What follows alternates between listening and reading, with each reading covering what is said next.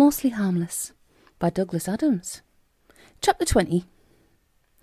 Leaping onto the back of a 1.5-ton perfectly normal beast migrating through your world at a thundering 30 miles an hour is not as easy as it might at first seem.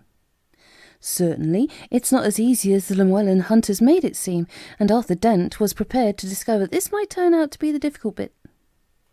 What he hadn't been prepared to discover, however, was how difficult it was even getting to the difficult bit.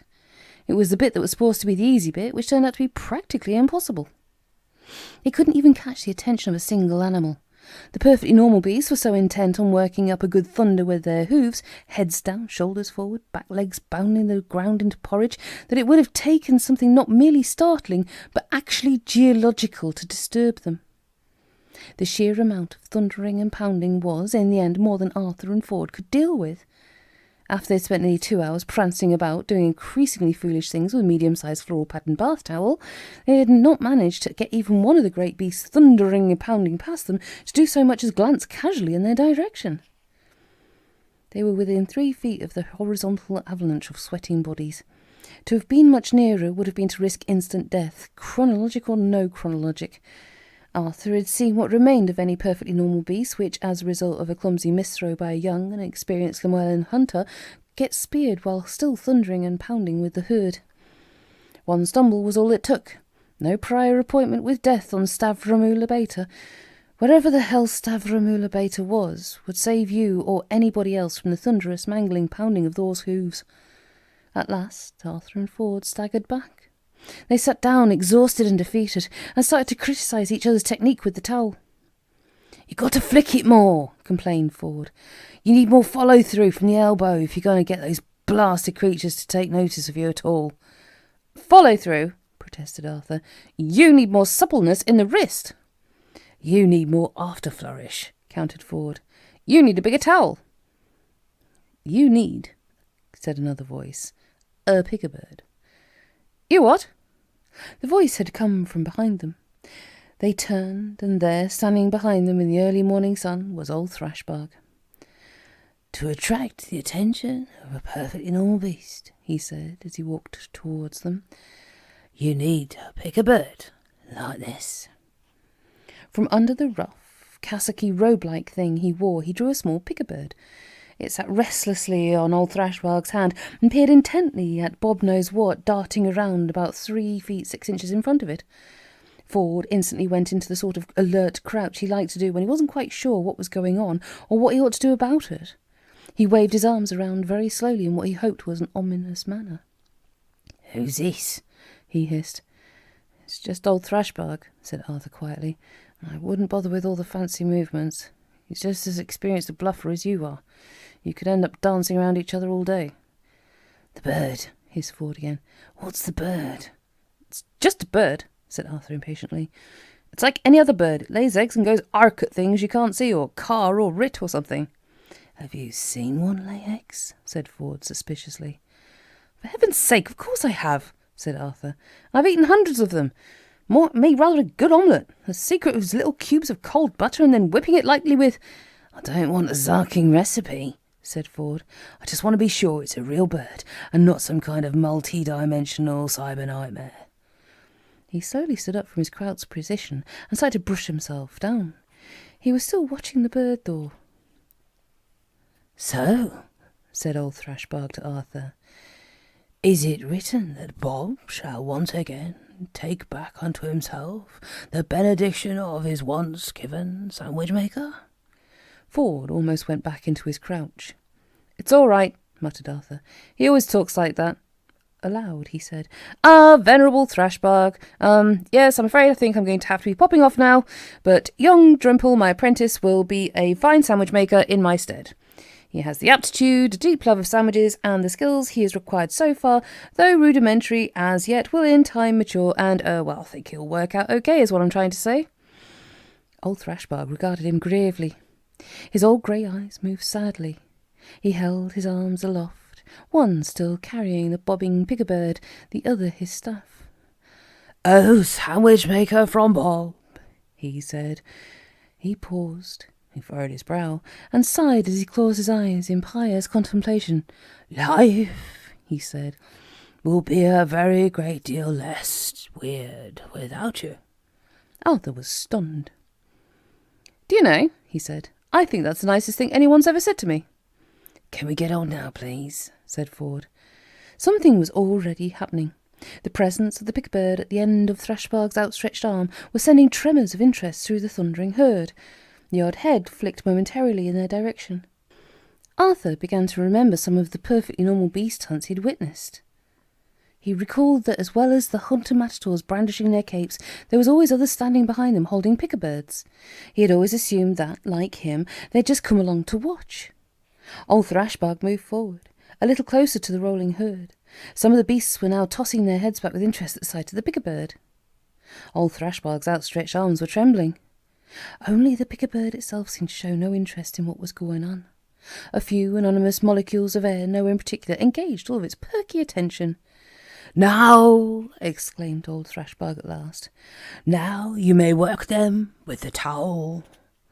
Arthur advanced the Ford's towel, moving the way the hunter matadors did, with a kind of elegant strut that did not come at all naturally to him. But now he knew what to do and what was right. He brandished and flicked the towel a few times to be ready for the moment, and then he watched. Some distance away he spotted the beast he wanted. Head down it was galloping towards him, right on the very edge of the herd. Old Thrashbog twitched the bird. The beast looked up, tossed his head, and then, just as its head was coming down again, Arthur flourished the towel in the beast's line of sight. It tossed its head again in bemusement, and its eyes followed the movement of the towel. He had got the beast's attention. From that moment on, it seemed the most natural thing to coax and draw the animal toward him. Its head was up, cocked slightly to one side. It was slowing to a canter and then a trot. A few seconds later, the huge thing was standing there amongst them, snorting, panting, sweating, and sniffing excitedly at the pickabird, which appeared not to have noticed its rival at all. With strange sort of sweeping movements of his arms, old Thrashbog kept the pickabird in front of the beast, but always out of its reach and always downwards. With strange sort of sweeping movements of the towel, Arthur kept drawing the beast's attention this way and that, always downwards. "I don't think I've ever seen anything quite so stupid in my life," said Ford to himself. At last the beast dropped, bemused but docile, to its knees. "Go!" whispered old Thrashbog urgently to Ford. "Go now!" Ford leapt up onto the great creature's back, scrabbling amongst its thick, knotty fur for purchase, grasping great handfuls of the stuff to hold him steady once he was in position. "Now's how much make her go!" He performed some elaborate sign and ritual handshake, which Arthur couldn't quite get the hang of because old Thrashbog had obviously made it up on the spur of the moment. Then he pushed Arthur forward. Taking a deep breath, he clambered up behind Ford on the great, hot, heaving back of the beast and held on tight. Huge muscles the size of sea lions rippled and flexed beneath him. Old Thrashbog held the bird suddenly aloft. The beast's head swiveled up to follow it. Thrashbog pushed upwards and upwards repeatedly with his arms and with the pickabird, and slowly, heavily, the perfectly normal beast lurched up off his knees and stood at last, swaying lightly. Its two riders held on fiercely and nervously. Arthur gazed out over the sea of hurtling animals, straining an attempt to see where they were going, but there was nothing but heat haze. "Can you see anything?" he said to Ford. No. Ford twisted around to glance back, trying to see if there was any clue as to where they'd come from. Still nothing. Arthur shouted down at Thrashbog. "Do you know where they come from?" he called. "Or where they're going?" "The domain of the king," shouted old Thrashbog back. "King?" shouted Arthur in surprise. "What king?" The perfectly normal beast was swaying and rocking restlessly under him. "What do you mean, what king?" shouted old Thrashbog. "The king." "It's just you never mentioned a king," shouted Arthur back in some consternation. "What?" shouted old Thrashbog. The thrumming of 1,000 hoofs was very hard to hear over, and the old man was concentrating on what he was doing. Still holding the bird aloft, he led the beast slowly round till it was once more parallel with the motion of the great herd. He moved forward, the beast followed. He moved forward again, the beast followed again. At last the beast was lumbering forward with a little momentum. "I said you never mentioned a king," shouted Arthur again. "I didn't say a king," shouted old Thrashbog. "I said the king." He drew back his arm and then hurled it forward with all his strength, casting the pickabird up into the air above the herd. This seemed to catch the pickabird completely by surprise, it obviously not been paying any attention at all to what was going on. It took it a moment or two to work out what was happening. Then it unfurled its little wings, spread them out, and flew. "Go!" shouted Thrashbug. "Go and meet your destiny, sandwich maker." Arthur wasn't so sure about wanting to meet his destiny as such. He just wanted to get to wherever it was they were going so he could get the back off this creature again. He didn't feel at all safe up here. The beast was gathering speed as it followed in the wake of the picker-bird, and then it was in at the fringe of the great tide of animals, and in a moment or two, its head down, the picker-bird forgotten, it was running with the herd again and rapidly approaching the point at which the herd was vanishing into thin air. Arthur and Ford held on to the great monster for dear life, surrounded on all sides by hurtling mountains of bodies. "Go ride that beast," shouted Thrashbug. His distant voice reverberated faintly in their ears. "Ride that perfectly normal beast. Ride it, ride it." Ford shouted in Arthur's ear. "Where did he say we was going? What?" "He said something about a king," shouted Arthur in return, holding on desperately. "What king?" "That's what I said. He just said the king."